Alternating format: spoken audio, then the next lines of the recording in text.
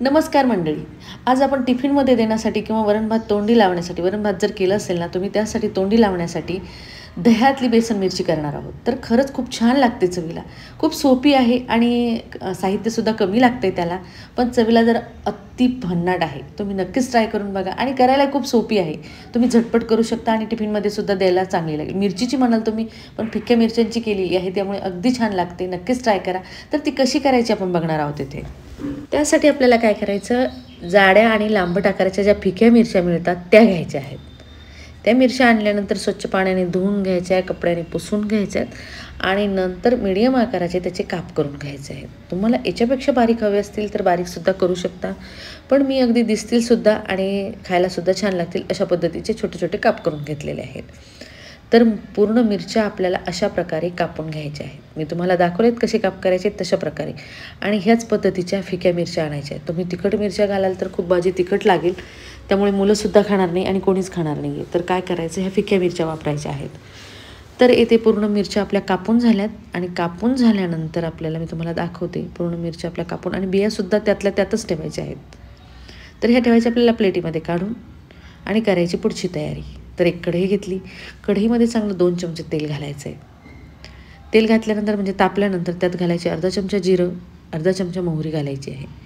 जिरं आणि मोहरी छान तडतडली की त्यात लगेचच घालायचा हिंग अर्धा चमचा. हिंग झाला की चांगला मोठा मीडियम आकाराचा कांदा मी चिरून घेतला आहे. बारीक चिरून घ्यायचा आहे, पण एकदम जाडसर नाही, एकदम बारीक चिरून घ्यायचा आहे. तो घातला आहे. थोडासा पारदर्शक होईपर्यंत आपल्याला चांगला फ्राय करून घ्यायचा आहे.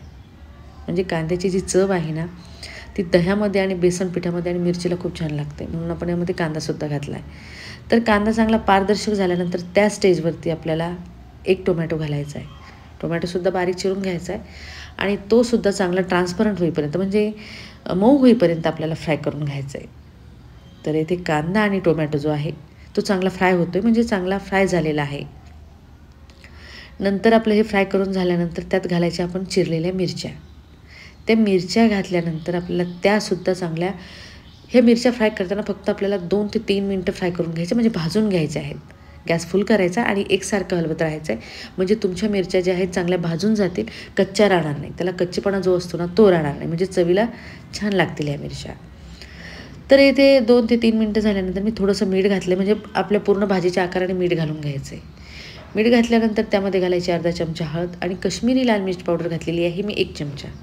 जाडसर कुटलेले धणे घालायचे आहे अर्धा चमचा आणि घरगुती मसाला जो मी तुम्हाला त्याची लिंक डिस्क्रिप्शन बॉक्समध्ये दिलेली आहे तो घालायचा अर्धा चमच्याला कमी, म्हणजे अर्धा चमचा घातला तरी चालेल. व्यवस्थित आपल्याला हे मिरचीसोबत फ्राय करून घ्यायचं आहे. जोपर्यंत मसाल्याचा फ्लेवर किचनमध्ये येत नाही तोपर्यंत फ्राय करायचा आहे. तर इथे झाले आपले मसाले फ्राय करून. त्या स्टेजवरती घालायचं आपल्याला अर्धी वाटी दही.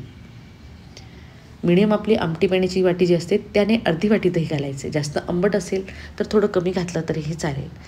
तर दही आपल्याला घालताना गॅस कमी करायचा आणि थोडंसं आपल्याला दही मेल्ट होईपर्यंत फ्राय करून घ्यायचं, म्हणजे तेल सुटेपर्यंत. ज्यावेळेस मसाले दही एकत्र चांगले फ्राय होतील आणि त्याचा फ्लेवर छान येईल त्या स्टेजला घालायचं आपल्याला हरभरा डाळीचं पीठ, म्हणजे बेसन पीठ घालायचं आहे. तर ते घातले मी. आपली आमटी पिण्याची वाटी असते त्याच वाटीने 1 वाटी घालायचं आहे. तुम्हाला जर अजून हवं असेल तर तुम्ही यामध्ये अजून बेसनपीठ घालू शकता. यामध्ये अजून बेसनपीठ बसू शकतं, पण थोडासा ओलावा हवा आपल्याला, कारण टिफिनमध्ये जर द्यायचं म्हटलं तर एकदम कोरडी चांगली लागणार नाही आहे. आणि तुम्हाला घरीच जर खायची असेल पोळीसोबत तर तुम्ही थोडंसं बेसनपीठ अजून घातलं तरी चालेल, पण मला वाटलं 1 वाटी ठीक आहे, तर मी 1 वाटी त्यामध्ये घातलेलं आहे. तर आपण फिकी मिरची जी घेतलेली ती अर्धा पावच आहे. तर अर्धा पाव मिरचीला आपण 1 वाटी बेसनपीठ घातलेलं आहे.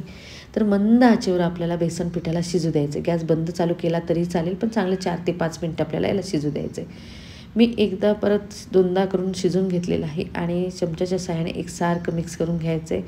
मिक्स करून झाल्यानंतर मस्त कोथिंबीर घालायचं आहे, म्हणजे आपली जी भाजी आहे ती अगदी रेडी झालेली आहे. तुम्ही म्हणाल अगदी सोपी आहे, खरंच खूप सोपी आहे करायला आणि आपल्या किचनच्या डब्यामध्ये जे साहित्य असतं त्यानुसारच तुमची भाजी होईल, पण खरंच रुचकर होईल. नक्कीच ट्राय करून बघा, म्हणजे तुम्हालाही कळेल ही भाजी कशा पद्धतीची आहे आणि करायला सोपी असल्यामुळे काय होते, झटपट होते.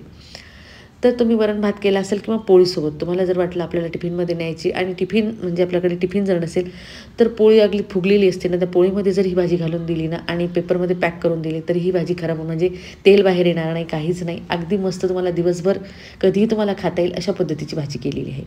तर अगदी सोपी आणि करायलाही छान अशी भाजी तुम्हाला कशी वाटली हे कमेंटमध्ये मला नक्की कळवा.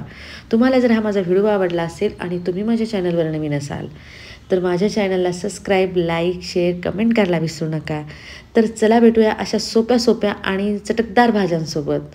तोपर्यंत बाय.